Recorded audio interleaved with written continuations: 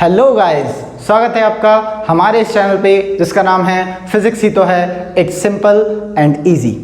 Vectors का topic चल रहा है। वेक्टर्स क्या होते हैं, किस लिए यूज होते हैं, क्या क्या इन्हें सॉल्व करने के लिए ज़रूरत पड़ती है, हम यही सब सीख रहे हैं। वेक्टर्स के अंदर हमने वेक्टर्स को जानने के बाद ये सीखा था कि अगर दो वेक्टर्स को ऐड करना है तो उसके लिए दो लॉज बनाए गए हैं, ट्रायंगल लॉ और पैरेललोग्राम लॉ। अगर दो से ज़्यादा वेक्टर्स को ऐड करना है तो पॉलीगन लॉ। हमें दो वेक्टर्स को ऐड करना और अच्छे से सीखना था, या ये कहो सर इसका वैल्यू निकालनी थी। बेटा वैल्यू निकालने के लिए हमने कहा रिजल्टेंट जो वेक्टर है, जो नया वेक्टर बन रहा है, ये डायग्राम कुछ इस तरीके का ही था क्योंकि आज दोबारा बनाना पड़ रहा है। हो सकता है हल्का फुल्का किसी वैल्यू में चेंज आया हो, कोशिश की है मैंने पुराना वाला ही सेम रहे। ये आर वेक्टर था और इसके अंदर हम इसको ही कहते थे कि सर ये ए प्लस बी वेक्टर होगा, यानी कि इस वेक्टर और इस वेक्टर का जो ऐड करके आएगा वो ये रिजल्टेंट आएगा। तो अगर कोई आपसे कह रहा है रिजल्टेंट वेक्टर, या अगर कोई कह रहा है इन ए प्लस बी का रिजल्ट, बात एक ही है क्योंकि जो रिजल्ट है वो भी एक वेक्टर है। अगर कोई चीज़ वेक्टर होती है तो हमने ये जाना था सर एक वेक्टर के अंदर दो चीज़ें इंपॉर्टेंट है। याद है नोट लिखा था साइड में लेक्चर, नहीं याद है तो एक बार रिवाइज करो पुराना वाला लेक्चर। चलिए मैं ये कह रहा हूँ कि अगर आपने किसी वेक्टर को दिखाना है, किसी वेक्टर को शो करना है तो उसके अंदर दो चीज़ें आपको पता होनी चाहिए। एक तो उसकी वैल्यू जिसे हम कहते हैं उसका मैग्नीट्यूड, और दूसरा जिसे हम कहते हैं उसकी डायरेक्शन। मैं हल्का सा आपको यहाँ पे लिख के दिखा देता हूँ कि सर अगर कोई भी वेक्टर है, मान लीजिए ए वेक्टर है, तो इसके अंदर दो चीज़ें होती हैं। एक तो इसका मैग्नीट्यूड, कैसे शो करेंगे, लिख के कैसे दिखाएंगे, मैग्नीट्यूड की बात कर रहा हूँ ऐसे, और एक इसकी डायरेक्शन, कैसे लिख के दिखाएंगे डायरेक्शन, ए कैप, ए के ऊपर ये छोटू सा टोपी। तो कहने का मतलब ये मैग्नीट्यूड शो करेगा, ये इसकी डायरेक्शन शो करेगा। एक वेक्टर, ये पूरा कंप्लीट वेक्टर है, ये इसके अंदर से सिर्फ वैल्यू निकाल दो, 5 न्यूटन, 10 न्यूटन, 3 न्यूटन, ये उसकी डायरेक्शन। जैसे अगर कहीं लिखा है 10 न्यूटन इन ईस्ट, ये कंप्लीट वेक्टर है, कंप्लीट। लेकिन इसमें से अगर मैं कहूँ मैग्नीट्यूड कितना है तो बेटा वो 10 न्यूटन है। अगर मैं कहूँ ए कैप यानी कि इसकी डायरेक्शन क्या है तो वो इन ईस्ट है, बस यही है, कोई दिक्कत। तो अगर ये मैग्नीट्यूड है, ये इसको कहते हैं यूनिट वेक्टर। अब ये यूनिट वेक्टर डिटेल में जानेंगे इस टॉपिक के बाद। तो फिलहाल हम आगे बढ़ते हैं। सर ये सब तो हमने पढ़ लिया था, ये सब आप रिवाइज क्यों करा रहे हैं? ये सब इसलिए रिवाइज करा रहा हूँ, एक और बात सुन लेंगे, क्योंकि मैग्नीट्यूड जैसे कि ए वेक्टर है और इसका मैग्नीट्यूड ऐसे लिखा जाता है। अब क्योंकि मैग्नीट्यूड को इतना बड़ा सा सिंबल दे दिया गया तो कभी कभी आपको बुक्स में इस मैग्नीट्यूड के बजाय सीधा ए लिखा हुआ भी मिलेगा। मतलब इसको लिखने के बजाय ऐसे सिंपल ए लिख देंगे। तो देखो अगर ए के ऊपर वेक्टर लगाया तो अलग बात, लेकिन अगर ए के ऊपर वेक्टर नहीं लगाया, सिर्फ ए लिखा, जानते हैं कि ये वेक्टर है पर फिर भी एरो नहीं लगाया है, तो इसका मतलब ये समझ लेना कि सर ये जो चीज़ है ना, ये बताना चाह रहा था, ये वेक्टर का मैग्नीट्यूड बताना चाह रहा था। तो आगे से ये मैग्नीट्यूड क्योंकि बल्कि हो जाता है प्रूफ वगैरह में, हम सिंपल ए लिख के चलेंगे। लेकिन अगर मैंने कह दिया एक वेक्टर है फिर भी मैंने वेक्टर का साइन नहीं लगाया है तो मैं बात उसके सिर्फ और सिर्फ मैग्नीट्यूड की कर रहा हूँ, मैं बात सिर्फ उसके वैल्यूज़ की कर रहा हूँ, 10 न्यूटन, 5 न्यूटन। आ गया समझ में? चलिए आगे बढ़ते हैं। हमने ये निकाला था कि सर अगर इसकी वैल्यू ए का मैग्नीट्यूड कुछ गिवन है, बी का गिवन है और हमें रिजल्टेंट निकालना है तो उसका फॉर्मूला निकाल के लाए थे हम। याद करिए उसका फॉर्मूला क्या आता था सर, आर का स्क्वायर। देखो मैंने अब मैग्नीट्यूड नहीं लगाया है, क्यों?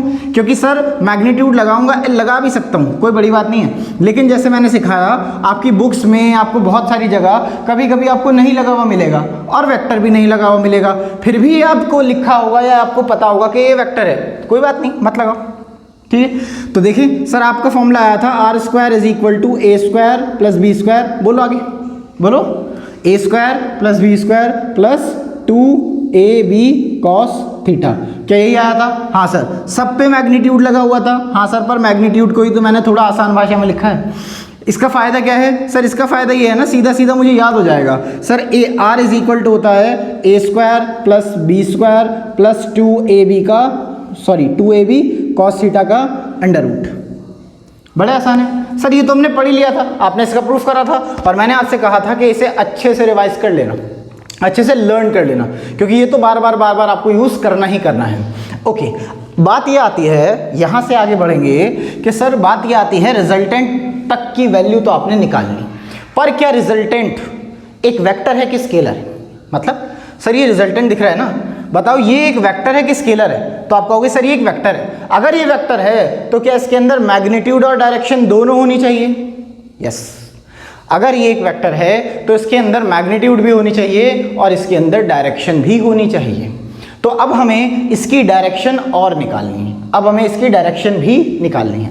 कैसे निकालेंगे इसकी डायरेक्शन? बेटा समझना, कभी कभी आपको ये लगेगा कि सर डायरेक्शन निकाल रहे हो, तो डायरेक्शन निकालने के लिए हम क्या करते हैं? डायरेक्शन निकालने के लिए हम ये एंगल निकालते हैं। अब समझना बेटा थोड़ा सा आगे जाके, वरना आपको बहुत मुश्किल हो जाती है, समझ में ही नहीं आता क्यों निकाल रहे हैं, बस निकालना आता, निकाले जाते, ऐसे थोड़ी ना, फील करना। देखो कहना ही चाह रहा हूँ बेटा, ये अल्फा दिख रहा है, अल्फा ध्यान से देखो सर, ये ए वेक्टर के साथ जो resultant vector R vector, A vector के साथ जो एंगल बना रहा है वो अल्फा है। देखो ध्यान से सर, ये रिजल्टेंट, ये ए वेक्टर के साथ जो एंगल बना रहा है ये एंगल अल्फा है। अगर ये एंगल अल्फा है तो आपको यही एंगल की वैल्यू निकालनी है, यही एंगल की वैल्यू निकालनी है। और जब आपने ये एंगल की वैल्यू निकाल ली तो बेटा वही कहलाएगा रिजल्टेंट वेक्टर की डायरेक्शन। ये वैल्यू निकालनी है, यही कहलाएगा रिजल्टेंट वेक्टर की डायरेक्शन। निकालें सर, ये कैसे निकालेंगे? सर ये अल्फा है, यानी कि ये अल्फा की वैल्यू निकालनी है। अगर मुझे अल्फा की वैल्यू निकालनी है तो बेटा आगे से भी हमेशा याद रखेंगे, जब भी किसी एंगल की वैल्यू निकालनी होगी फिजिक्स के अंदर तो आप ट्रिग्नोमेट्री का यूज करेंगे। ट्रिग्नोमेट्री का यूज करिए और एंगल निकालिए। और ट्रिग्नोमेट्री का मतलब वही sine theta, cos theta, tan theta.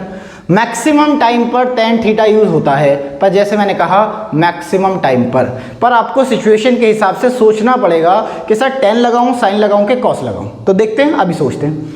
मुझे ये एंगल निकालना है। अगर मुझे ये एंगल निकालना है तो मेरा बड़ा वाला ट्रायंगल देखो, बड़ा वाला ट्रायंगल कौन सा बड़ा वाला ट्रायंगल है? ए सी ई। बड़े वाले ट्रायंगल में ही तो आ रहा है ये अल्फा, और किसी में तो आ ही नहीं रहा। हाँ, अगर मुझे ये बड़े वाले ट्रायंगल की मदद से अल्फा निकालना है तो आप ये सोचो कि आपको पता क्या क्या है। क्या आपको परपेंडिकुलर और बेस पता है?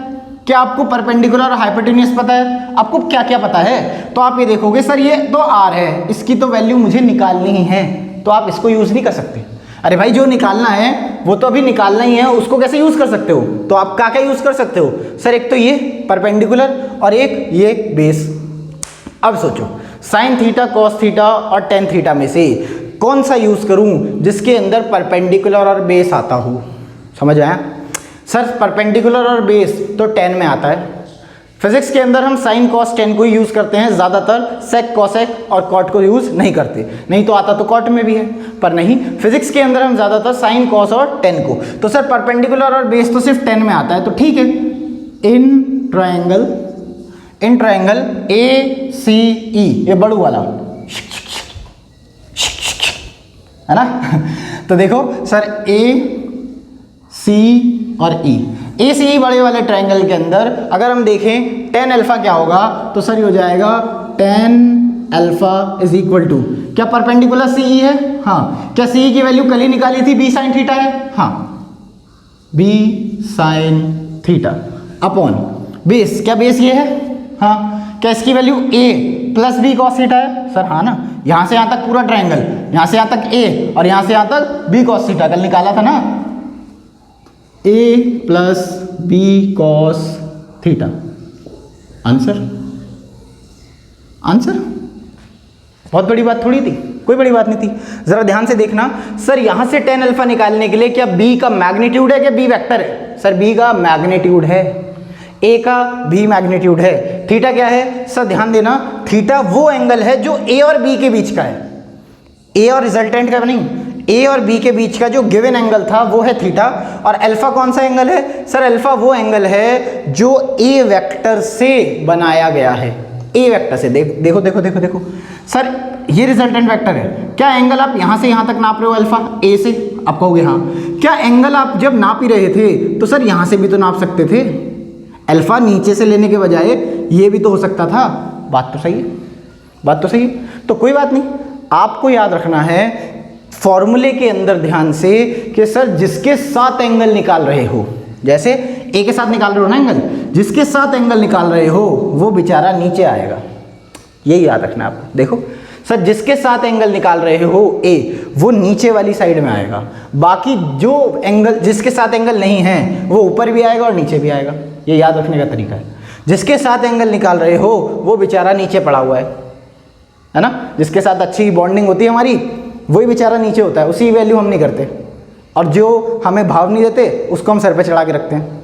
समझ रहे होंगे ना कहाँ कह रहा हूँ। खैर ये तो हमारे साथ बहुत होता है, खासकर लड़कों के साथ, बेचारे परेशान रहते हैं। खैर कहना ये चाह रहा था बच्चे कि आपको अगर tan अल्फा a के साथ निकालना है, तो अगर a के साथ निकालना है बेटा तो a ही बेचारा नीचे पड़ा होगा और बाकी को जो बेचारा b है वो ऊपर नीचे सब जगह आएगा। बस ये याद करने का तरीका। अब फॉर्मूला याद करना आपको, अगेन इंपॉर्टेंट फॉर्मूला बेटा याद करना पड़ेगा। tan alpha is equal to b sin theta upon a plus b cos theta. अच्छा अगर आपको एंगल सर इधर से चाहिए होता, मान लो इसका नाम दूसरा दे देता हूँ, अगर आपको एंगल बीटा चाहिए होता, मुझे तो एंगल बी से चाहिए, बी से एंगल चाहिए, तो नहीं निकलेगा ना। जहाँ जहाँ अगर आपको एंगल बीटा चाहिए, मान लीजिए tan बीटा, तो बेटा ध्यान से समझो, जहाँ जहाँ ए आ रहा था वहाँ बी रख दो, जहाँ जहाँ बी आ रहा था वहाँ ए रख दो। क्यों? क्योंकि जिसके साथ एंगल चाहिए जो आपके साथ में है वो तो बेचारा नीचे पड़ा होगा। तो देखें सर b प्लस ए कॉस थीटा और ऊपर क्या आ जाएगा a साइन थीटा। तो ध्यान से देखने वाली बात है, जहाँ जहाँ a था वहाँ b आ गया। ट्रिग्नोमेट्री का यूज़ करके प्रूफ भी कर सकता हूँ, पर बार बार एक ही चीज़ का प्रूफ थोड़ी ना करते रहेंगे लाइफ में, आगे भी तो बढ़ना है। एक ही चीज़ बार बार करते रहें क्या? नर्सरी क्लास बार बार करते रहें क्या? पागल है क्या? तो देखें ये वाली चीज़ अगर आपको आ चुकी है, यही याद करना है, यही इंपॉर्टेंट है। बस याद ये रखना है, नीचे वो आएगा जिसके साथ आपका रिलेशन है, जबकि ऊपर नीचे वही चला रहता है दिमाग में जिसके साथ आपका रिलेशन नहीं है, वही वहाँ पे। आगे समझ? चलिए तो नोटेड डाउन। अब हम आगे देखेंगे कि इसका यूज़ कैसे होता है। ओके बेटा, तो आप कॉन्सेप्ट समझ चुके हो। अब मैंने आपके सामने एक क्वेश्चन लिखा है, मैं थोड़ा साइड हो रहा हूँ। मैंने आपके सामने एक क्वेश्चन लिखा है, आप इस क्वेश्चन को पढ़ें, सॉल्व करने की कोशिश करें, जल्दी जल्दी ट्राई करेंगे। हो गया तो ठीक, नहीं तो पॉज को हटाएं और मेरे साथ सीखें। करें पॉज, ट्राई करें। हो गया होगा। चलिए तो सॉल्यूशन देखते हैं। बेटा सॉल्यूशन इस तरीके से आएगा कि सर देखिए दो वेक्टर्स दिए हुए हैं, टू फोर्सेस का मतलब वेक्टर, एक फोर्स एक्टिंग ऑन दो फोर्सेस हैं किसी बॉडी पे लग रहे हैं, एक 40 न्यूटन का और एक 30 न्यूटन का, दोनों के बीच में जो एंगल है वो 90 डिग्री है। चलिए गिवन लिखते हैं, क्योंकि पहला क्वेश्चन है इसलिए इतना सिंपल तरीके से करा रहा हूँ। धीरे धीरे क्वेश्चन आगे बढ़ेंगे तो मैं आपकी स्पीड और आपके क्वेश्चन का लेवल दोनों बढ़ाएंगे। तो देखें गिवन क्या है कि सर एक F1 दे रखा है, यानी कि वेक्टर 1 दे रखा है। क्या मैं इसे A वेक्टर 1 A भी वेक्टर बोल सकता हूँ? एक वेक्टर को A बोल दूँ, ठीक है। सर उसका मैग्नीट्यूड दे रखा है कि वैल्यू दे रखी है? सर मैग्नीट्यूड दे रखा है ऐसे। सर A वेक्टर का मैग्नीट्यूड कितना है? 40। दूसरा सर दो फोर्सेस दे रखी हैं, दूसरा फोर्स F2 है, इसे B वेक्टर मान लो, इसकी वैल्यू कितनी दे रखी है? 30 न्यूटन। बताओ यहाँ तक कोई दिक्कत है क्या? दो फोर्सेस है ना, F1 और F2, उसका मैग्नीट्यूड दे रखा है ये 30 40, तो मैग्नीट्यूड मैंने लिख लिया। अच्छा मैंने एक फोर्स को A की तरह ट्रीट किया और दूसरी फोर्स को B की तरह ट्रीट किया, कोई दिक्कत नहीं है, मेंशन कर लिया। कह रहा है उन दोनों के बीच में 90 डिग्री का एंगल है, तो यानी कि थीटा की वैल्यू कितनी है? 90। निकालना क्या है देखें, फाइंड द रिजल्टेंट। बेटा R निकालना है, तो R निकालना कौन सी बात है? क्या मुझे पता है R square is equal to A square plus B square plus 2AB cos theta. हाँ सर पता है, रख देते हैं फटाक से। सर A स्क्वायर, A कितना है? 40 का स्क्वायर, क्या मैं एक ही स्टेप में कर दूँ 1600? हाँ सर कर दो, बहुत बड़ी बात थोड़ी है। प्लस B स्क्वायर कितना है बेटा? देखो 3 का स्क्वायर 9 और एक 0, यानी कि क्या 900। ठीक है सर। 2 इंटू A कितना है? 40, B कितना है? 30, तो क्या 2 इंटू 40 इंटू 30, ठीक है सर। कॉस थीटा कितना है? 90, कॉस 90 की वैल्यू हाँ याद नहीं है सर वो तो ऐसा तो नहीं कह रहा ना कोई? बेटा टेबल तो याद करनी पड़ेगी ना, पहले भी कराई है। चलिए देखें सर cos 90 की वैल्यू ऐसे होती है 0, तो यहाँ पे इंटू 0। अरे यार जब यहाँ पे cos 90 होना ही था, cos 90 की वैल्यू 0 होने ही थी, तो ये लिखा क्यों? सही बात है नहीं लिखा, पर अभी तक पता नहीं था ना, अब सीख रहे हैं ना। 0 इंटू समथिंग सब 0 हो गया, तो R स्क्वायर की वैल्यू आ जाएगी sir R square is equal to 1600 plus 900, वो तो 0 हो गया। 1600 प्लस 900 क्या? 2500। हाँ क्या R की वैल्यू अंडर रूट करूँगा बेटा? 2500 की वैल्यू 50 न्यूटन आंसर। मुझे पता है बहुत सारे बच्चों ने कर लिया होगा, 99% बच्चों ने कर लिया होगा, पर इम्पॉर्टेंट था पहली बार तो सीख लें। आसान क्वेश्चन से शुरुआत करें ना, धीरे धीरे बढ़ेंगे। अभी आपके तोते उड़ेंगे, एकदम दिमाग से पॉपकॉर्न निकलने लगेगा। इसी क्वेश्चन आगे जब बढ़ेंगे। चलिए देखते हैं। सर आर तो निकल गया है, क्या मेरे पास आर का मैग्नीट्यूड निकला है कि डायरेक्शन भी निकली है? सर देखो आपको पता है आर वेक्टर है, आपने यहाँ एरो भी नहीं लगाया तो ये मैग्नीट्यूड ही हुआ होगा, या फिर मैं ऐसे ना लिख के ऐसे भी लिख सकता हूँ। बात एक ही है सर, बात एक ही है। बार बार इतना लिखने में टाइम वेस्ट ना करें, लॉजिक्स को समझें, लॉजिक्स को। वर्डिंग्स में इतना ध्यान नहीं जाता है हमारे लॉजिक्स के आगे फिजिक्स में। चलिए आगे बढ़ते हैं। सर आर आ चुका है, अब और कुछ निकालना है आपको, एंगल। एंगल निकालना है तो याद करो एंगल कैसे निकलता था। सर एंगल निकलता है tan से, tan अल्फा। क्या फॉर्मूला होता था? जिसके साथ एंगल पूछ रहा है वो तो आएगा नीचे, और बाकी सर बाकी क्या, बाकी ऊपर नीचे वही चढ़ा रहेगा मेरे दिमाग में जिसके साथ एंगल नहीं पूछ रहा। देखिए याद करने का तरीका अप्लाई करते हैं। सर किसके साथ एंगल पूछ रहा है? Angle with 30 degree. तो सर 30 तो आएगा नीचे, 30 तो आएगा नीचे, प्लस और ऊपर भी, है ना? क्या आएगा? सर 30 तो आ गया नीचे जिसके साथ एंगल पूछ रहा है, बाकी ऊपर नीचे वही चढ़ा रहेगा जिससे हमें कोई मतलब नहीं है, और वो कोई मतलब कौन सा है? 40। तो बेटा ऊपर आ जाएगा 40, यहाँ भी आ जाएगा 40। एक सेकेंड, सर ऊपर साइन थीटा था कि कॉस थीटा था? बेटा याद करो ऊपर था साइन थीटा और नीचे था कॉस थीटा। अब सर ये भी याद नहीं हो रहा मेरे से, तो ये भी याद नहीं हो रहा। बहुत मतलब दिमाग ना मेरा याद करने में बड़ा देर से चलता है। मेरा भी आपके जैसा ही है, कोई बड़ी बात नहीं है। ज़्यादातर फिजिक्स पढ़ते और पढ़ाते ही वही हैं जिनका दिमाग ना याद करने में नहीं चलता, नहीं तो बायो ना ले लेते। तो देखो फिर पूछते हैं। बेटा देखो जो नीचे लेना है आपको वो वाला लेना है जिसके साथ आपका रिलेशन पूछा है एक बार, पर 2 बार वो आएगा जिसके साथ रिलेशन नहीं है, तो वो आपने लिख लिया। एंगल कैसे रखें? सर एंगल क्या है? tan अल्फा निकालना है ना, तो tan अल्फा याद रखने के लिए क्या अच्छी बात नहीं है? tan अल्फा तो होता ही है परपेंडिकुलर अपॉन बेस, है ना? क्या ये तो याद, इससे क्या मतलब नहीं? क्या tan थीटा याद करो साइन थीटा अपन कॉस थीटा भी तो होता है, नहीं है समझ? एक बार दोबारा बोलता हूँ, सुनो। सर tan थीटा की वैल्यू साइन थीटा अपन कॉस थीटा ही होती है, तो बेटा इसमें भी ऐसे ही याद करने का तरीका लगाओ। tan अल्फा निकालना तो साइन ऊपर कॉस नीचे। सर कॉस किसके साथ आएगा? लिखा तो है साइन ऊपर कॉस नीचे, बस दिस इज द आंसर। देख लेते हैं। Sir tan alpha is equal to 40 into sine theta.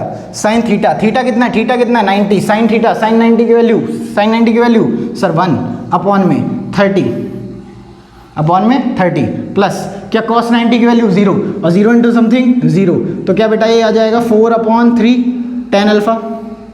हाँ सर tan अल्फा की वैल्यू 4/3 आ रही है, पर मुझे tan अल्फा की वैल्यू थोड़ी चाहिए, मुझे tan अल्फा की वैल्यू नहीं चाहिए। मुझे किस चीज़ की वैल्यू चाहिए? बेटा मुझे वैल्यू चाहिए tan की, नहीं मुझे वैल्यू चाहिए अल्फा की, है ना? मतलब मुझे एंगल की वैल्यू चाहिए बेसिकली। तो देखें मैंने आपको समझाया था कि 4/3 tan में कितने डिग्री होता है। कहने का मतलब जैसे अगर मैं पूछूं 1/√2 लिखा है तो साइन के अंदर कितना एंगल होगा, तो आप कहोगे सर साइन 45 डिग्री 1/2 होता है। तो अगर कहीं 1/2 लिखा है तो मैं सर साइन 45 लिख सकता हूँ ना, ऐसे ही समझेंगे बेटा। tan 4/3 कितना होता है? तो बेटा याद करो मैंने आपको समझाया था tan 53 डिग्री, tan 53 डिग्री 4/3 होता है। तो आंसर इज अल्फा की वैल्यू आ जाएगी 53 डिग्री। आंसर आया समझ में? इसको इस तरीके से भी लिखते हैं बेटा ताकि आप कंफ्यूज ना हो आगे जाके। इसको इस तरीके से भी लिखते हैं कि sir alpha is equal to tan छोटू सा माइनस, इसे कहते हैं tan इनवर्स 4/3। सर ऐसे क्यों लिखते हैं बेटा? कभी कभी ऐसा होगा कि यहाँ पे वैल्यू वो होगी जिसका एंगल आपको पता नहीं। 4/3 का तो आपको पता है कि सर 53 डिग्री होता है, लेकिन अगर मान लो यहाँ जाता 1/3 सर 1/3 का नहीं पता, √3 का पता है, 1/√3 का पता है, 1 का पता है, 0 का पता है, 3/4 का पता है, 4/3 का पता है, इनके अलावा कोई नहीं पता। तो बाकी ऐसे में क्या करें? अगर यहाँ 1/3 आ जाता, कुछ ना करें, tan को उधर ले जाएं, अल्फा को ऐसे छोड़ दें, alpha is equal to tan inverse 1/3 answer होता उस समय पे। अभी आंसर ये है 53 डिग्री। समझ पाए? चलिए उतारिए, एक बार देख लीजिए, किसी कॉन्सेप्ट में प्रॉब्लम है तो कमेंट में लिख दीजिए, मैं आपको रिप्लाई करूंगा 100%। ओके तो बेटा मैंने आपको एक क्वेश्चन बताया जो वर्डिंग्स में एग्जाम में लिखा हुआ आता है। अब हम फालतू की लैंग्वेज पे ध्यान नहीं देके ज़्यादा नंबर ऑफ क्वेश्चंस की प्रैक्टिस करने पे ध्यान देंगे। कहने का मतलब मैं डायरेक्ट वैल्यूज़ लिखूंगा, एंगल लिखूंगा, आंसर बताना होगा डायरेक्ट। है ना। हम ज़्यादा वर्डिंग्स इंग्लिश समझने पे क्यों ध्यान लगाएं, जब इंग्लिश वाले क्वेश्चंस आएंगे जिसमें लैंग्वेज पलटेगी तब देखेंगे। सुनो कहना क्या चाहता हूँ, कहना ये चाह रहा हूँ बेटा, सेकंड क्वेश्चन है वो ये कह रहा है आपके पास F1 है मान लीजिए 30 डिग्री, और वो कह रहा है F2 है आपके पास मान लीजिए 40 डिग्री, और वो कह रहा है कि आपकी बार आपके पास जो एंगल है मान लेते हैं वो 45 डिग्री है, कि दो फोर्सेज हैं F1 और F2, दोनों के बीच में जो एंगल है वो 45 डिग्री है। पूछ रहा है बताओ रिजल्टेंट का मैग्नीट्यूड बताओ और बेटा रिजल्टेंट का एंगल भी बताओ, रिजल्टेंट का एंगल। तो आपको दोनों चीज़ बतानी है। चलिए ट्राई करें पॉज करके। हो गया होगा, अगर हो गया होगा चलिए मेरे साथ जल्दी जल्दी देखते हैं कि आपने सही किया कि नहीं किया। सर देखिए आर का स्क्वायर इज इक्वल टू ए का स्क्वायर यानी कि 900 प्लस बी का स्क्वायर यानी कि 1600। बेटा आप तो फास्ट करेंगे ना, वही वाला फॉर्मूला लगा रहा हूँ, R is equal to A square plus B square plus 2ab वाला। आप भी कोशिश करें। Sir A square plus B square plus 2ab यानी कि 4 3 12 12 2 24। क्या बेटा आपका आंसर 2400 आ रहा है? यहाँ का 2ab देख लो एक बार, 4 3 12 1200 इंटू 2 2400। ठीक है आगे बढ़ते हैं। Cos theta, sir cos theta कितना है 45। कॉस 45 की वैल्यू कितनी होती है 1/√2। नहीं आया समझ, आया कि नहीं आया? 2ab कॉस थीटा था ना, थीटा की वैल्यू कितनी दे रखी है उन्होंने 45, तो मैंने कॉस 45 की वैल्यू रख दी 1/√2। क्या हो गया? तो रख दी। आगे देखें सर, ये हो जाएगा 900 प्लस यानी कि 2500 2400 under root plus 2400 into under root यानी कि 2500 प्लस 2400 इंटू √2। तो बेटा क्या आपको रेशनलाइज करना आता है? क्या आप √2 से ऊपर और √2 से नीचे मल्टीप्लाई कर दोगे? क्या ये 2 बन जाएगा? हाँ डायरेक्ट लिख रहा हूँ। क्या ये 2 बन जाएगा? हाँ। क्या 2 से 1 कट जाएगा तो क्या है 1200 रह जाएगा? हाँ। तो बेटा 2500 प्लस 1200 अंडर रूट 2, तो क्या यहाँ पे ये जाएगा sir r is equal to इसका अंडर रूट। अब जब इसका अंडर रूट जाएगा यहाँ से 100 बाहर, यहाँ से 100 बाहर, यहाँ से भी 100 बाहर, यहाँ से भी 100 बाहर, और जब अंडर रूट से बाहर आएगा तो आ जाएगा 10। अंदर देखें क्या बचा सर, 100 जा चुका है तो 25 प्लस यहाँ से 100 जा चुका है तो 12√2 आंसर।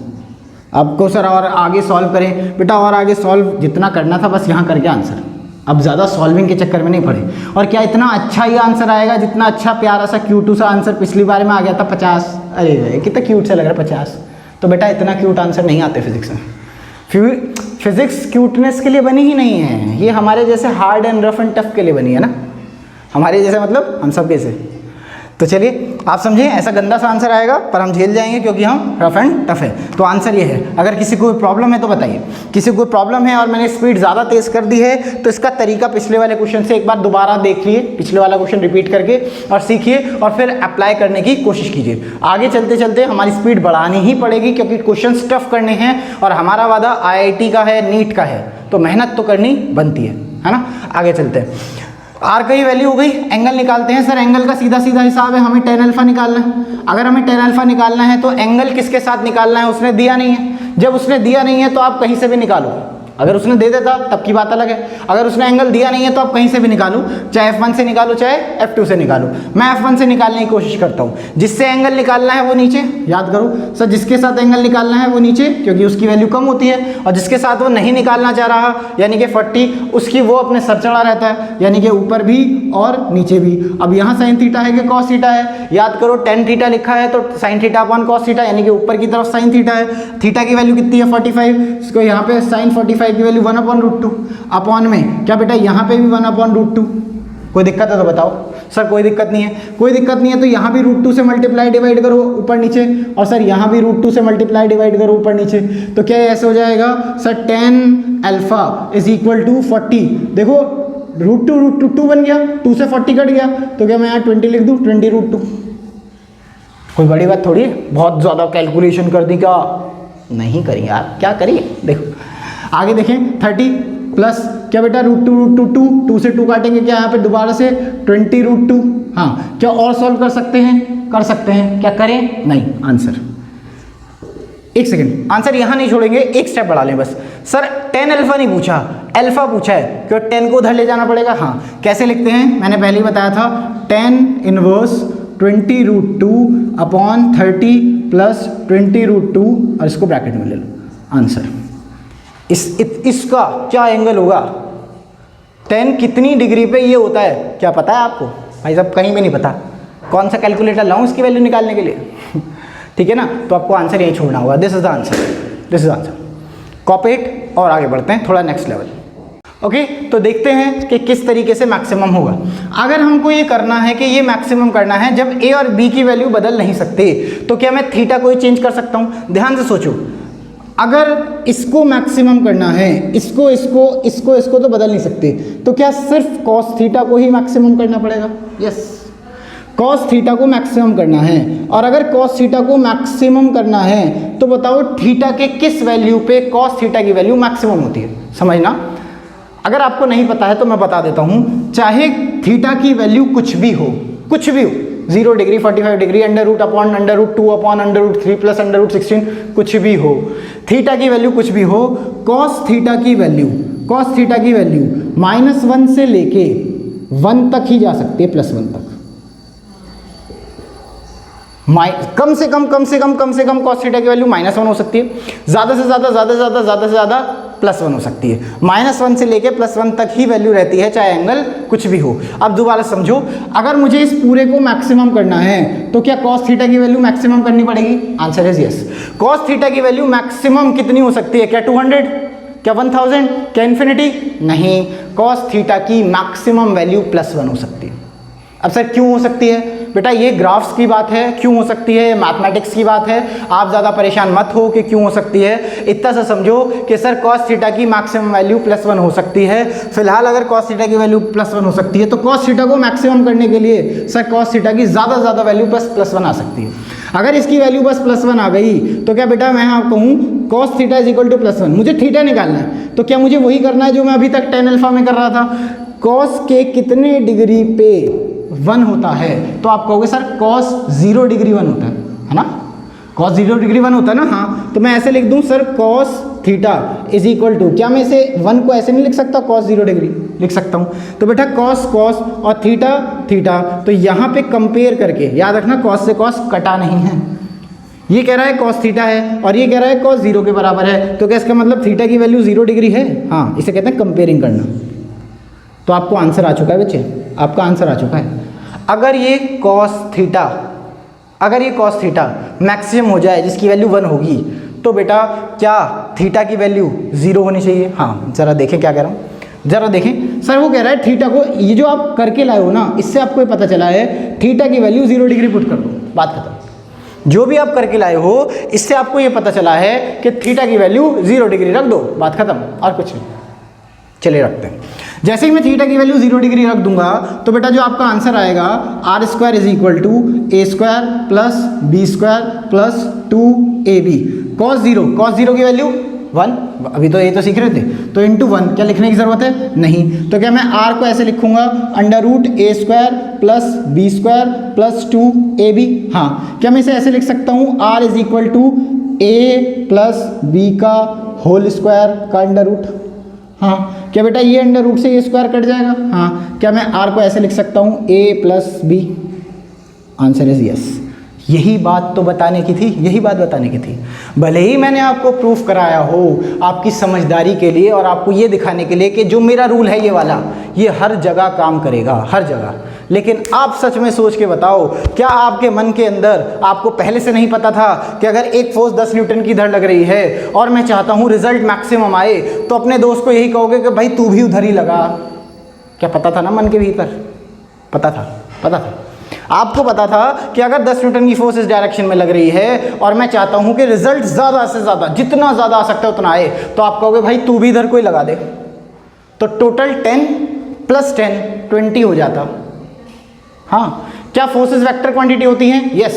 पर क्या कभी कभी वेक्टर क्वांटिटीज भी स्केलर की तरह बिहेव करती हैं? यस। अब ध्यान से सुनना, मैंने आपसे कहा था कि सर वेक्टर्स के अंदर 2 + 2 4 नहीं होता, हो भी सकता है।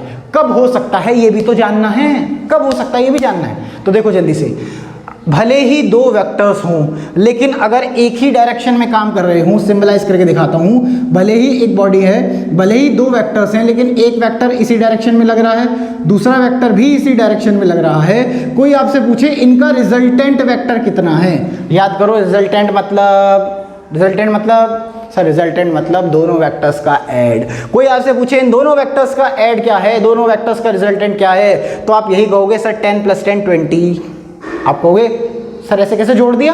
ये जो 10 + 10 20 ये तो स्केलर क्वांटिटीज होती हैं भाई, स्केलर क्वांटिटीज होती हैं, पर वेक्टर्स अगर सेम डायरेक्शन में होंगे ऐसे करके, है ना, अगर वेक्टर्स सेम डायरेक्शन में होंगे तो सिंपल ऐड हो जाएंगे, सिंपल ऐड 10 + 10 20, है ना। फिर ये बात इंपॉर्टेंट है क्योंकि हर बार जब वेक्टर्स की कैलकुलेशन बड़ी हो जाएगी आपको ये ध्यान देना है कि जो वेक्टर्स एक ही डायरेक्शन में हैं उनको सिंपल ऐड कर दो, कोई फॉर्मूला नहीं लगाना, कोई फॉर्मूला नहीं लगाना।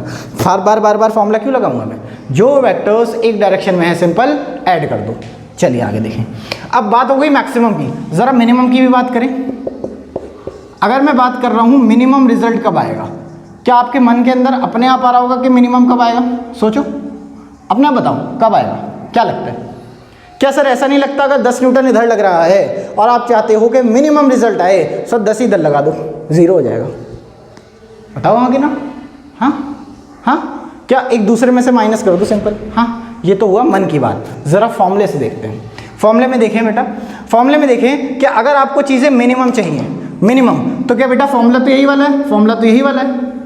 अगर चीज़ें मैक्सिमम बनानी है, अगर आर को मिनिमम बनाना है तो इसको तो कम ज़्यादा कर नहीं सकते, इसको भी नहीं कर सकते, इसको भी नहीं, इसको भी नहीं, इसको भी नहीं, इसको कर सकते हैं। तो कॉस थीटा की वैल्यू कम से कम कितनी होती है? कम से कम कितनी होती है? क्या कॉस थीटा की वैल्यू कम से कम 0 होती है? नहीं। जो लोग ये सोच रहे थे कि कॉस थीटा की वैल्यू सब छोटे से छोटी कम करते करते करते 0 पे आ जाओ, नहीं भाई नहीं। क्यों? अभी तो समझा था कॉस थीटा की वैल्यू मैक्सिमम +1 हो सकती है और मिनिमम -1 हो सकती है। तो बेटा मिनिमम कितनी हो सकती है? -1। कम से कम कितनी हो सकती है कॉस थीटा की वैल्यू? -1। आ रहा कि नहीं आया? आगे समझ? तो देखें सर कॉस थीटा की वैल्यू कितनी चाहिए? -1। कॉस कितने डिग्री पे -1 होता है? बेटा याद करो, कॉस थीटा जो होता है ना वो -1 180 डिग्री पे होता है,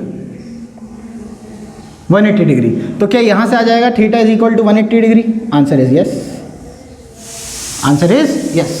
आप ये उतार ली, पॉज कर लिया हो, पहले आप मैक्सिमम वाला उतारे, फिर ये उतारे, फिर ये उतारे। अब मैं यहाँ से रब करके यहाँ से इसे आगे बढ़ाता हूँ।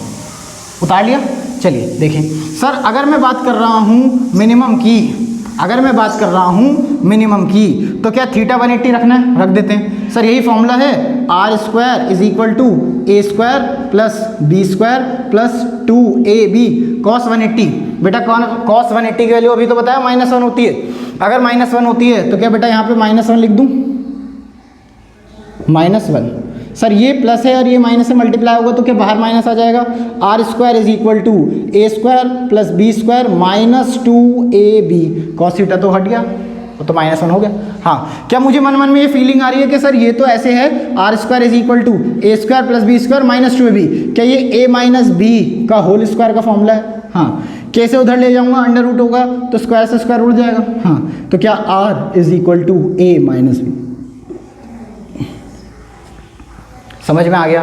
180 डिग्री का मतलब समझते हो? 180 डिग्री का मतलब सर देखो, एक ये है, दूसरा वेक्टर भी इसी में होते तो 0 डिग्री, लेकिन ये हो गया 90 डिग्री। बढ़ाते रहो बढ़ाते बढ़ाते रहो, ये हो गया 180 डिग्री। तो बेटा एक इधर जा रहा है, एक इधर जा रहा है, ये तो होगा ना 180 डिग्री। मछली जल की रानी है, इवन उसका पानी है ऐसे करते थे बचपन में तो खैर यहाँ पे एक 0 डिग्री और ऐसे पलटते पलटते पलटते 180 डिग्री, ओपोजिट डायरेक्शंस। तो याद रखें। अब दोबारा से दूसरी चीज़ जो आपको याद रखनी है, सर वैसे तो वेक्टर्स एंगल पे काम करते हैं, वैसे तो वेक्टर्स को जोड़ना हो या घटाना हो तो इस फॉर्मूले से लगेगा, एडिशन हो या सब्ट्रैक्शन हो तो ये वाला फॉर्मूला लगाना पड़ेगा। लेकिन अगर दो वेक्टर्स सेम डायरेक्शन में हो तो सिंपल जोड़ दो, है ना, और अगर वेक्टर्स ऑपोजिट डायरेक्शन में हो तो उन्हें घटा दो। सीधी सी बात है, कोई यहाँ से खींच रहा है, कोई यहाँ से खींच रहा है, एक इधर से खींच रहा है, एक इधर से खींच रहा है, टोटल रिजल्ट क्या आएगा? 0। अगर बराबर है, इधर भी 100 न्यूटन इधर भी 100 न्यूटन, ठीक है, और हमें सनी देवल, हम खींच ही नहीं सकते ऐसे, हम खींच ही नहीं सकते, तो हमारा क्या होगा? क्या 0 हो जाएगा? कथाकली करके 0 हो जाएगा। इधर भी और इधर भी एक दूसरे को खा गए, 0। क्यों हो गया? क्योंकि एक प्लस और एक माइनस लेना है अगर डायरेक्शन ऑपोजिट हो। आई थिंक आपको समझ में आ रहा होगा नहीं आई थिंक आपको समझ में आ पा रहा होगा। कोई प्रॉब्लम तो नहीं है यहाँ तक?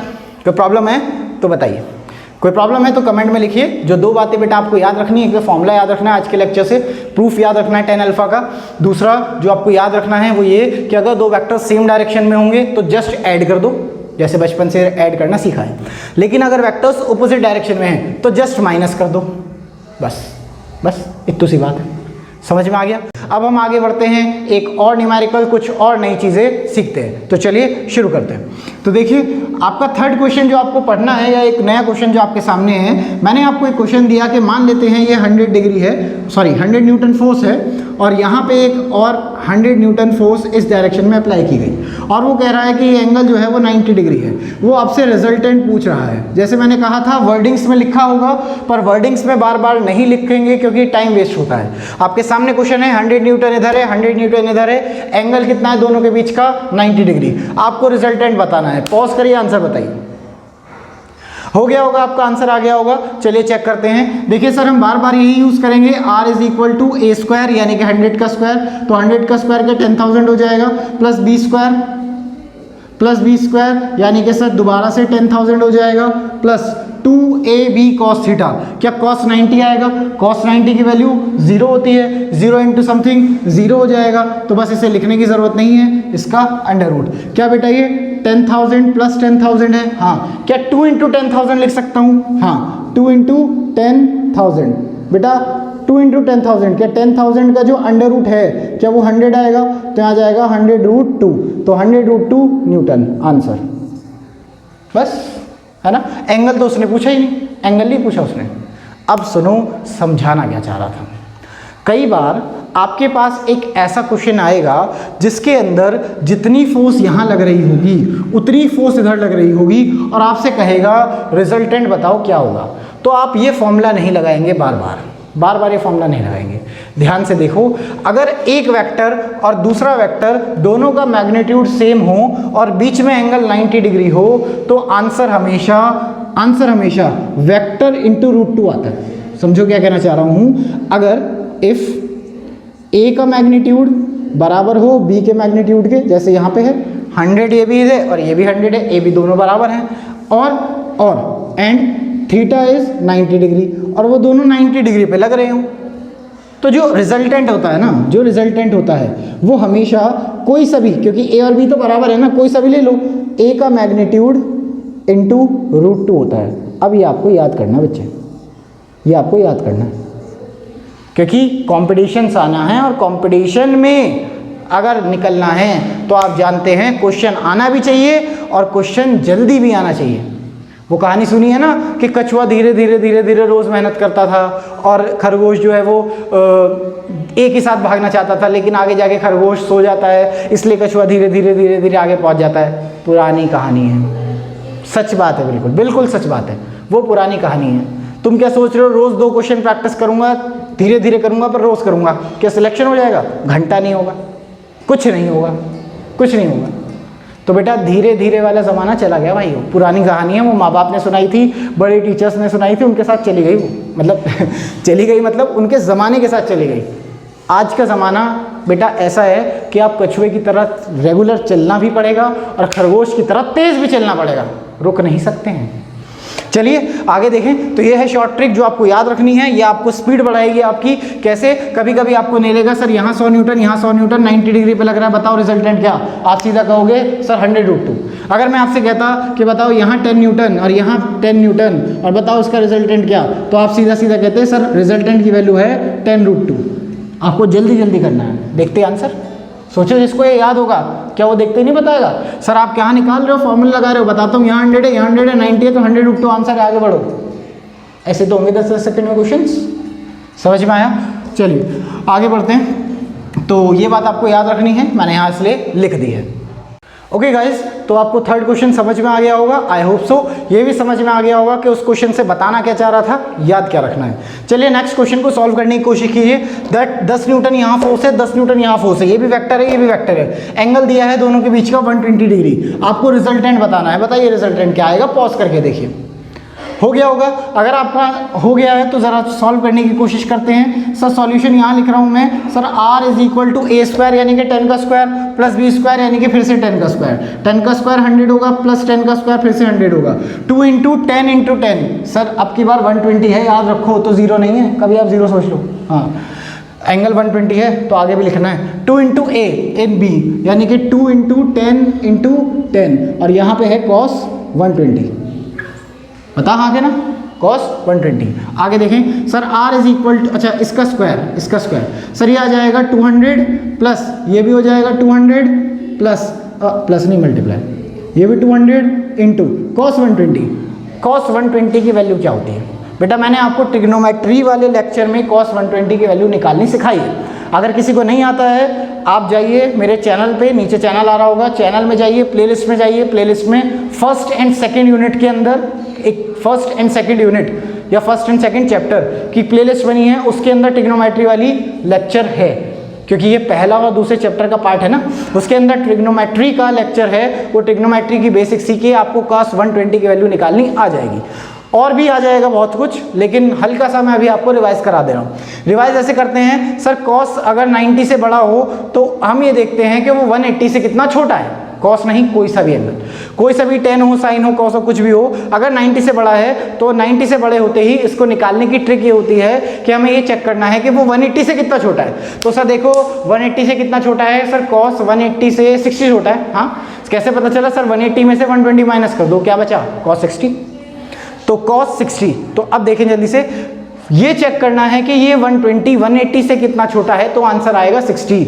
तो जो जितना छोटा आपका आंसर आया है cos की, वो एंगल की वैल्यू वही इसकी वैल्यू होगी। मतलब 180 से कितना छोटा है? 60। तो जो cos 60 की वैल्यू वही 120 की वैल्यू। cos 60 की वैल्यू बताओ क्या होती है? क्या 1/2? हाँ, तो आंसर है यहाँ का cos 60 की वैल्यू 1/2। बताया कि नहीं आया समझ? हाँ, एक मिनट सर देखिए, लेकिन प्रॉब्लम ये है कि इसके अंदर एक और सिस्टम होता है प्लस माइनस का। यहाँ पे ऑल, यहाँ पे स्टूडेंट्स, यहाँ पे टेक और यहाँ पे कॉफ़ी। याद करो, आपने पढ़ा होगा ऑल स्टूडेंट्स टेक कॉफ़ी। कहने का मतलब सर यहाँ पे तो सब पॉजिटिव होते हैं, ये 0 से 90 है ना, लेकिन 90 से लेके 120 तक सिर्फ साइन पॉजिटिव होता है। साइन और साइन का उल्टा कॉसिक, वो पॉजिटिव होता है, बाकी सब कैसे होते हैं? नेगेटिव। तो कॉस तो कैसा होता है इस वाले में? 90 से 120 लिख दिया मैंने बेटा, 90 से 180 के बीच में जितना भी एंगल्स होते हैं साइन को छोड़ के वो सब नेगेटिव होते हैं। तो हमारे पास तो कॉस है ना, तो बेटा याद रखना ये माइनस का 1/2 आएगा। समझ में आ गया होगा? नहीं समझ में आया है तो बेटा ये उनके लिए है जिन्होंने अच्छी तरह से पढ़ा हुआ है, भूल गए थे, बाकी आप चेक करना पड़ेगा, आपको पढ़ना पड़ेगा। चलिए देखें सर, ये आ जाएगा r², यहाँ पे आ जाएगा ये वैल्यू, इसको इससे मल्टीप्लाई करेंगे, यहाँ बीच में माइनस आ जाएगा, 200 माइनस, क्या ये 100 हो गया बेटा? ये प्लस और ये माइनस माइनस आ गया, तो बेटा क्या है 100 बचा। क्या आंसर आ जाएगा r² इज इक्वल टू 100? क्या r इज इक्वल टू √100, यानी कि r इज इक्वल टू 10 आ जाएगा। कोई कहेगा सर प्लस माइनस भी तो लेना है। नहीं बेटा, हम जब मैग्नीट्यूड ले रहे होते हैं तो प्लस माइनस नहीं लेते, हम सिर्फ एक ही आंसर देते हैं, प्लस का। याद रखेंगे फिजिक्स के अंदर। आगे देखें सर, r की वैल्यू आ चुकी है, r का मैग्नीट्यूड आ चुका है। बेसिकली ये लिखूँ या फिर ये लिखूँ, अब आपको पता होना चाहिए कि सेम ही बात है कि सर r का मैग्नीट्यूड आया 10। आंसर आ गया?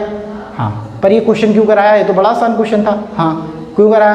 क्यों इसलिए कराया, देखो आपने एक फोर्स कितनी लगाई? 10 न्यूटन, दूसरी फोर्स कितनी लगाई? 10 न्यूटन। आंसर दोनों को जोड़ के आंसर कितना आया? वो भी 10 आया है, वो भी 10 न्यूटन। बताना क्या चाह रहे हो सर? बताना, समझो मैं क्या चाह रहा हूँ। अगर एक वेक्टर का मैग्नीट्यूड बराबर है दूसरे वेक्टर के मैग्नीट्यूड के, एक वेक्टर दूसरे वेक्टर के मैग्नीट्यूड बराबर है, और थीटा जो है इनके बीच का 120 डिग्री है, तो बेटा इसका जो रिजल्टेंट आएगा उसका मैग्नीट्यूड उतना ही आएगा जितने ये दोनों हैं, यानी कि उसकी वैल्यू आएगी जितना a या b है। अब a लिखो या b लिखो, बराबर है। देखो सर, जितना ये है उतना ही ये है, लग रहे हैं 120 डिग्री पे, तो जो रिजल्टेंट होगा वो भी उतना ही होगा जितने ये हैं।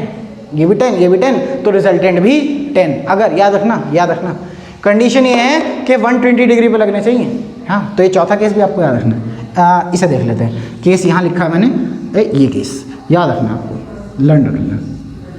बताओ आया कि नहीं आया समझ? सबको समझ में आया? देखो अभी तक हमने क्या पढ़ा है, हमें अभी तक 4 केस पढ़े हैं जो आपको याद रखने हैं। 4 क्या है? 4 सर, अगर एक वेक्टर और दूसरा वेक्टर सेम डायरेक्शन में लग रहे हों तो सिंपल जोड़ दो, कोई फॉर्मूला नहीं लगाना, सिंपल जोड़ दो। 10 + 10 20। अच्छा, अगर एक वेक्टर दूसरा वेक्टर ऑपोजिट डायरेक्शन में लग रहे हों, ऑपोजिट में, तो सिंपल घटा दो, 10 - 10 0।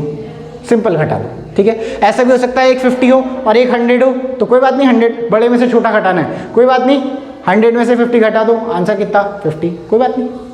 समझ पाया?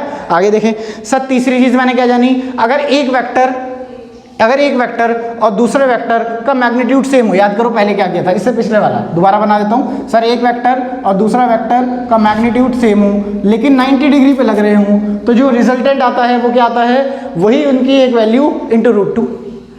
कैसे आता है, कर चुके हैं क्वेश्चन। 10√2, अगर ये है 10√2, अगर यहाँ पे भी a ले लो, यहाँ पे भी a ले लो, तो a√2। थर्ड चीज़ जो आपको याद रखनी है, फोर्थ चीज़ जो आपको याद रखनी है कि अगर दोनों का मैग्नीट्यूड सेम हो लेकिन थीटा 90 के बजाय थीटा 120 हो, तो आंसर वही आता है या रिजल्टेंट वही आता है जो ये खुद है, यानी कि ये 10 तो बेटा रिजल्टेंट भी 10। समझ में आया? ये 4 पॉइंट्स आपको याद रखने हैं, इससे आपकी स्पीड इंक्रीज होगी, बार बार, इससे आपकी स्पीड बहुत ज़्यादा इंक्रीज हो जाएगी। बता समझ पाए कि नहीं समझ पाए? पक्का? किसी कोई प्रॉब्लम है तो अभी बताओ। अभी आप फील नहीं कर पा रहे हो कि वेक्टर्स कितना इंपॉर्टेंट है। जब 2-4 क्वेश्चंस करने लगेंगे ना, आगे बढ़ेंगे। ये तो बहुत हल्के क्वेश्चंस हैं, अभी मैं थ्योरी पढ़ा रहा हूँ। ये जो न्यूमेरिकल्स मैंने कराए हैं 1st, 2nd, 3rd, 4th तक, कायदे में देखो तो मैं आपको थ्योरी के पढ़ा के, न्यूमेरिकल्स के पढ़ा के, मैं आपको कॉन्सेप्ट ही पढ़ा रहा हूँ, अभी कुछ भी पढ़ाता रहूँ। एक्चुअल जो क्वेश्चंस आते हैं, जो लेवल के हैं, नीट के हैं, IIT के हैं, एडवांस के हैं, वो क्वेश्चंस तक पहुंचने में आपको ये सारी चीज़ें एकदम बाय हार्ट, बाय टिप्स होनी चाहिए।